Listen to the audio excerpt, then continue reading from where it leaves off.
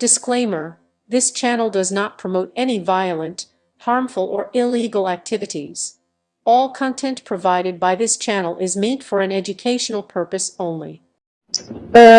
রথযাত্রা হচ্ছে সর্বসাধারণের, এখানে কোনো পার্টি কালার আগে নয়, জাতপাত ধর্ম রাজনীতি সবকিছুর ঊর্ধ্বে উঠে আজকে সর্বসাধারণের যে রথ সেটা পালন করা হলো। তবে হ্যাঁ, গত বছর রথযাত্রাটা যখন হয়েছিল তখন সমস্ত তোলামূলের কাউন্সিলর এবং বড় বড় নেতা তাদের বাড়ন্ত খুব ছিল এবং তাদের জন্য সাধারণ মানুষ সেইভাবে স্বতঃস্ফূর্তভাবে খুলে কিছু করতে পারেনি, কারণ একটা চোখ রাঙানি ছিল, একটা প্রচ্ছন্ন শাসন ছিল, সেগুলো এবারে নেই। মানুষ স্বতঃস্ফূর্তভাবে রাস্তায় রথের দড়ি টেনেছে এবং আনন্দ করছে। রথ আসছে বজবজ চৌরাস্তায়, ভীষণ ভালো লাগছে।